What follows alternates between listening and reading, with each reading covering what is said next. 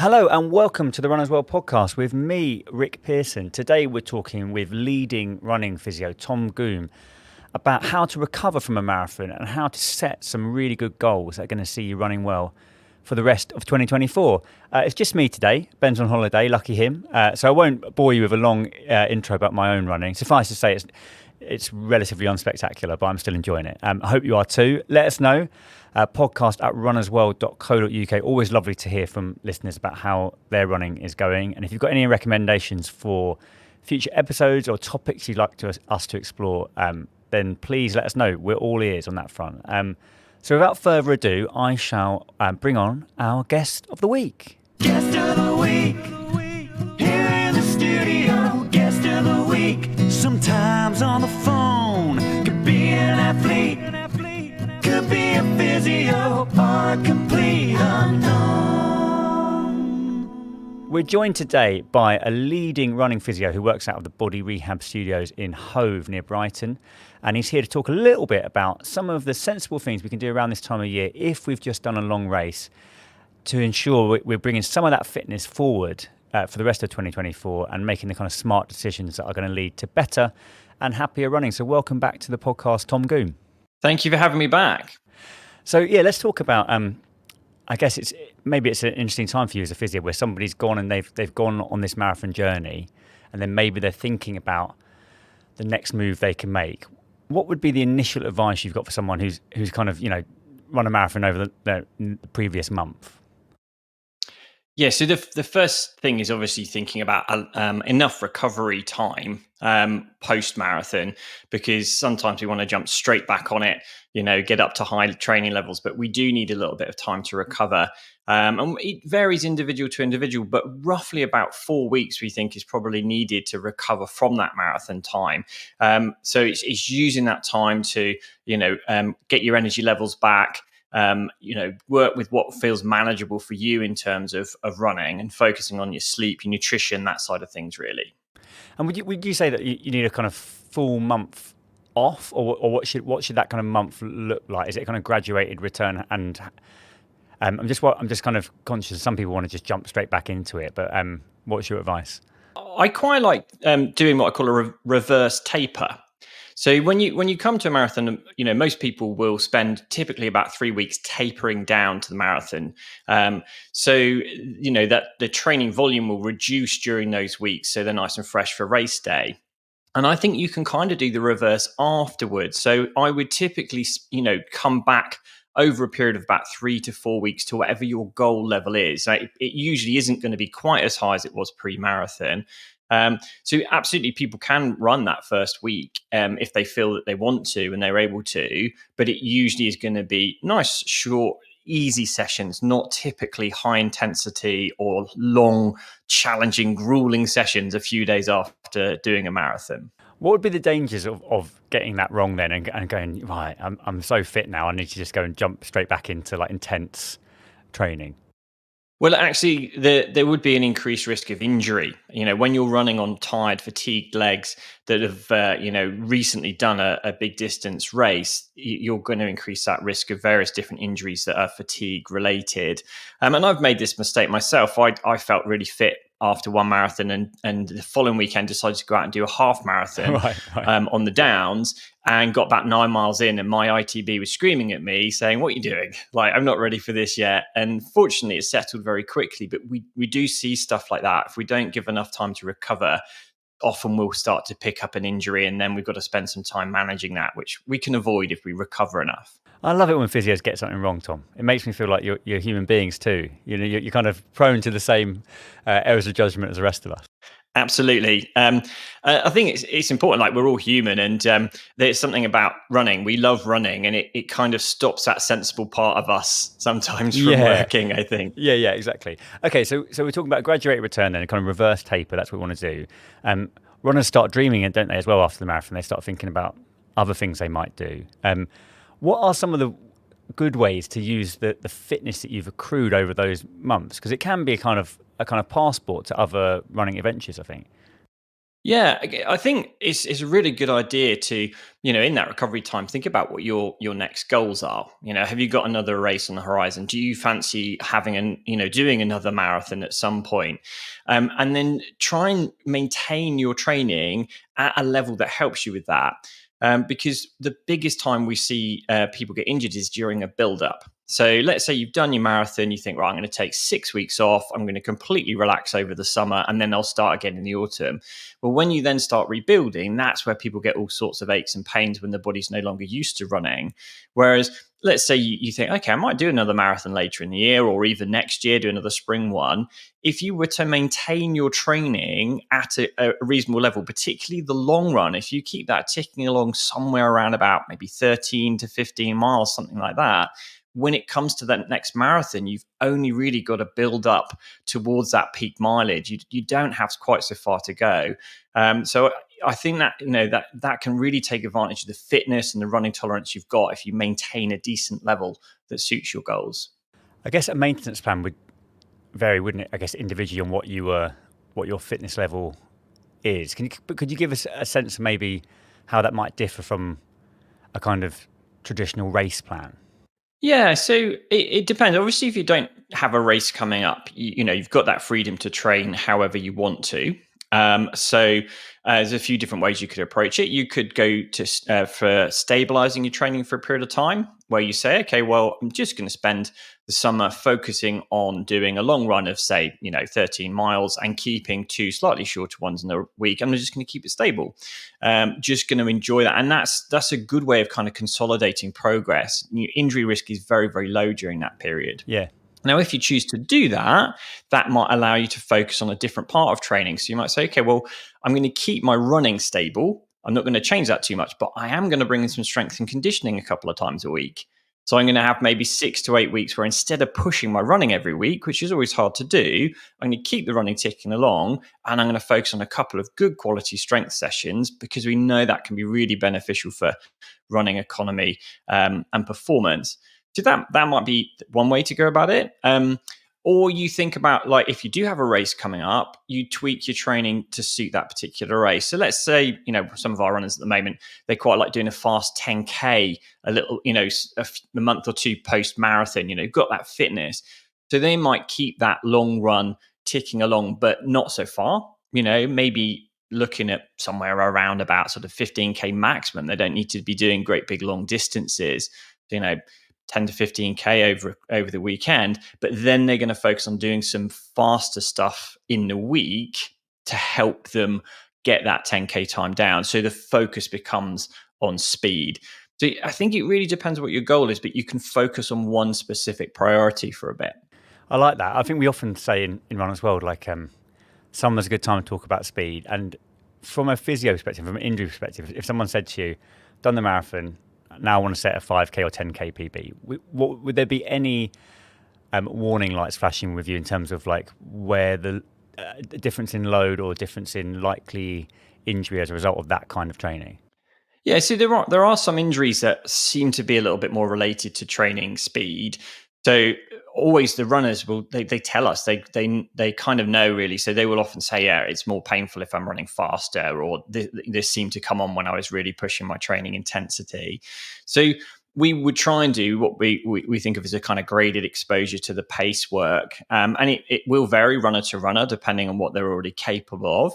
But what that might look like is having a look at their training, seeing what's your current pace at the moment. What are you actually doing most of your runs in? And let's say, it's 6 minutes per K, something like that. And their target pace is going to, for their 10K is 5 minutes per K. We might say, okay, well, let's have one run a week where we're going to push that pace up slightly. So I often go up in increments of maybe 10 to 15 seconds per K. So we might say, well, let's see how 545 to 550 feels for you in a session. But there's always a trade-off. The faster people are going to go in the session, generally, the shorter it's going to be. Right. So we play around with that, So this is almost like looking at sort of tempo pace stuff. You might then progress them on towards doing intervals later, where it's going to be, faster perhaps than race pace, but shorter blocks. And what about someone who's got a fever for distance running? They've done the marathon. They're like, that wasn't long enough for me. I've read Born to Run, and I want to do an ultra. You're based near the South Downs, Tom, which is great ultra running territory in the southeast. So you must see people who are like that. Is that a worrying goal? And someone who's done the marathon, you want to go and do an ultra? Is that more worrying than, say, someone who wants to go and do a 10K? Or is it just all about how you approach it? And there are kind of safe ways of kind of going longer as well after you've done the marathon. Yeah, I wouldn't be concerned about that at all, really. I think the thing is with the goal is as long as you've got enough time, that's the thing. Yeah. The thing that always makes it a challenge, whether it's speed-based or distance-based, is the time frame you've got for it. So, if they want to do an ultra marathon and they've got plenty of time to prepare, there's really no problem. I will often, the more complex someone's training goals are, the more likely I would then team up with a running coach. Okay. Because my role as a physio, my speciality is coming back post-injury. But when we're looking at performance, I'll often work with some local running coaches so that I can sort of say, okay, this is my take on it from an injury point of view. We don't want things changing too quickly. How can we get the best in terms of performance from your angle? Because some events like ultras require a slightly different type of approach to training. Let's talk about injury then, and if someone's done a big race and they're like, they might think, actually, I feel fine. I haven't got any acute injury here. Like, I'm ready to go. It can be easy to think that, can't it? If you're like, I didn't get injured during the marathon. What's holding me back? Can you give us a sense actually of what a race like that actually does to your body and why it may take longer than people might assume to kind of properly recover from something like that? Yeah, so a marathon's an incredible event, but of course it is, for most people in excess of 3 hours of sustaining a decent amount of effort. So you're going to get quite a lot of what we call like micro damage within the muscles, right, and the tissues, and you're going to get probably an inflammatory response as part of that, and that fatigue is going to lead to things like muscle weakness for a period of time until you recover, and that can have a knock-on effect in terms of your running gait. You can actually see different running gait patterns, which can place more stress on the tissues. So you get a combination of different things. Plus, all the tissues that we tend to see involved in injury, like tendon, bone, joint, or muscle, they've had to handle a really large amount of load, which may be close to what they can cope with. So adding more in can sometimes be just a bit too much, tip them over the edge, and then they start to react. This is the Runner's World podcast. Is it a good time to go and see a physio after a race? Because I think probably a lot of, I'm sure you see this, where you get like this influx of people before April or wherever people do the marathon, and then maybe you don't see as many people afterwards. But is that something you'd recommend to actually say it's really good to go in for almost like a bit of a post checkup and see where you actually are? Yeah, I think it'd be a really sensible thing to do. I would say it's often worth giving yourself a bit of time post-marathon to recover anyway. Like, we know most of us are going to have some aches and pains in the first week or two post-marathon that are normal. But if you're really struggling, if 5 or 6 days have gone by and you're still really struggling to walk, or something's actually not just achy, but it's actually really painful, it's bothering you day to day, I would tend to get that looked at. And if you're, over a couple of weeks post-marathon and you're getting pain during your running, I probably want to have those things looked at.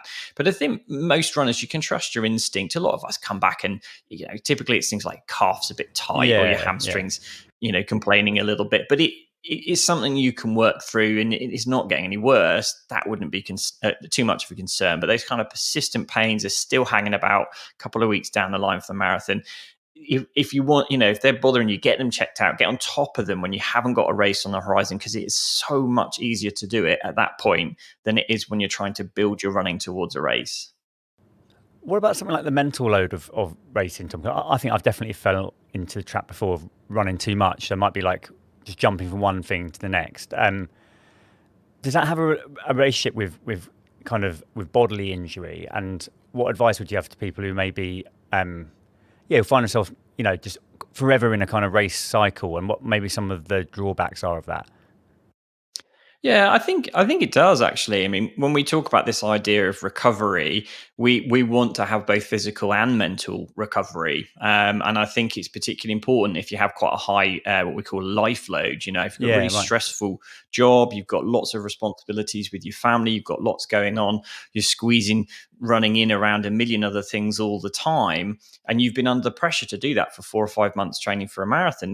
That can be hard. And I think actually having some time to focus on the mental recovery side of things. So, that might involve seeing a mental health professional if you feel you need to, or relaxation techniques, mindfulness, time away from the sport, downtime, Mm. like enjoying other aspects that perhaps you haven't been able to do for a bit because you've been doing so much running.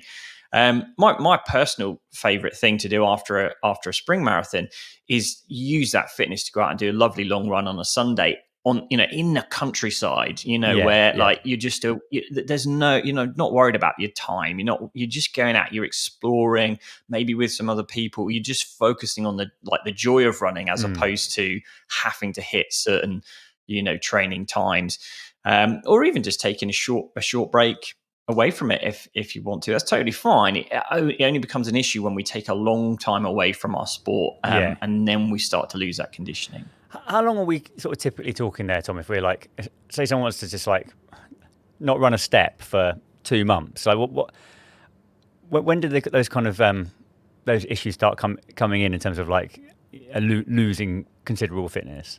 I think in terms of losing your conditioning and your fitness, I think probably a week, maybe even up to 2 weeks, is okay for most people.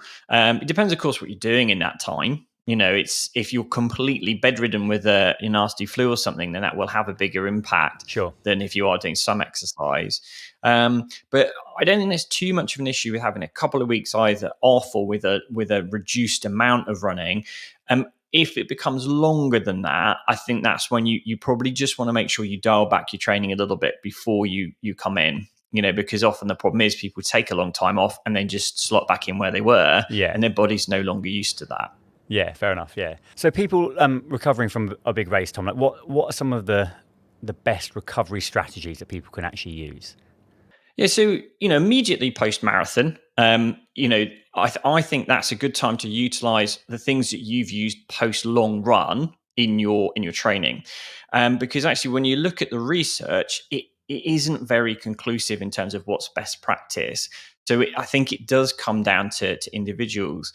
So actually, I think personally, my favorite thing is a long hot soak in the bath, and Yep. there is a little bit of evidence of supporting heat, perhaps even over like ice baths and things, which we think may actually delay some of our adaptation to training. So I would then think about some of your fueling strategies. Again, my personal favorite is a nice hot chocolate. I know it's a bit of an old school thing, but chocolate milk actually does have some, a little bit of evidence to support it as Yeah. a recovery strategy. But if you're really interested in the nutrition side of things, you can speak to like a dietitian or a sports nutritionist about actually getting some key advice for you. And then thinking about the stuff that works for you after the marathon. Again, my personal preference is I love a swim the day after a marathon. Okay. I Yeah. think that just feels great on your body. You're gently getting things moving. It's low intensity. It releases a lot of that stiffness off. Some people like a massage. I think there is some evidence to support that. So yeah, get a massage if that's worked for you in the past. And just having some time for you, I think is so valuable. Just to say like, I've done 4 months of training. I'm going to have Yeah. a bit of time for me. Yeah. I'm going to pencil out some me time, even if that's just going to involve not doing a great deal. I think that can be really beneficial in people's recovery.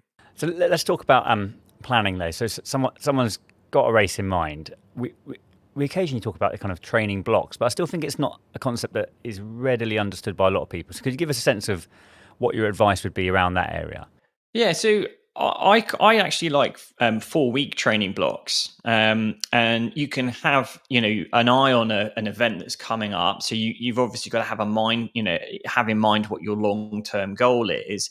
But I'll often get runners to sit down and plan like what's the next 4 weeks look like. Now in that training block, you can pick a focus. So let's say, for example, you are building up towards a marathon again. You might say, okay, my focus is going to be increasing my long run distance for this. That's the most important thing. So in that 4-week block, you might build for 3 weeks. Maybe you're adding a mile and a half per week to your long run for 3 weeks. And the 4th week is then a recovery week where you're typically going to reduce your training volume down, depending on how you're feeling. That can be, anywhere from sort of a 10% decrease, anywhere up to sort of 30, 40% if you're feeling especially fatigued. But it means you've actually got planned recovery time in there. You're not trying to build. And one of the advantages of actually using the time you've got available pre-event is you can do that. You don't feel you've got to squeeze everything in. So I think 4-week blocks work particularly well. If you're wanting to fit strength and conditioning in, because often that can be a challenge, I would try and aim for 2, maximum 3 good quality sessions per week. And I would usually try and keep them away from your tougher sessions. So let's say you're building towards a marathon, your long runs are Sunday. I wouldn't want to be doing tough strength and conditioning on Saturday. Have that Saturday as a rest day, maybe keep those strength and conditioning sessions earlier in the week away from those tougher sessions. So a lot of it's actually just sitting down, planning, thinking, how do I get the most out of my time that I've got before this event? And I guess the benefit of that as well is, say you were to do some of this stuff, you were going to do like say 10K or whatever. Then if you were to restart a marathon program, you'd start it at a fitter beginning, wouldn't you? Which hopefully would lead to a better result at the end. That's the dream, isn't it? Yes, absolutely. Yeah. So that's going to help you get a better time. If you're having to start your marathon training plan for a spring marathon in December and you're building from, you've only got 4 or 5 miles on your long run, you have to build a lot. You've got to get up to, 20, 22 miles. You've got a long way to go in that roughly 4-month period. If you've maintained a long run distance of, 13 miles plus, you've only got to add potentially another 7 to 9 miles to that, and you can do that across the 16-week program quite easily, which allows you to focus on perhaps some quality training in the week, so having a really good speed session or having some time where you're practicing race pace. So I think that allows you to make some slower changes which your body can cope with and adapt to, which is going to improve your performance and reduce your injury risk. Thanks, Tom. If people want to find out more about you and the work you do, where can they go online? Well, you can check out my website, which is running-physio.com, or you can say hello on Instagram. I'm running.physio there. And I often share lots of stuff about running. So check it out and get in touch. Thanks very, very much for your time, Tom. Lovely to have you on again. Thanks for having me again. It's been really good to chat. Thank you, Tom. So that brings us to the end of this week's Runners World podcast. A huge thanks to our guest, Tom Goom, and to you, of course, for listening. Thanks very much, and we'll see you again next week.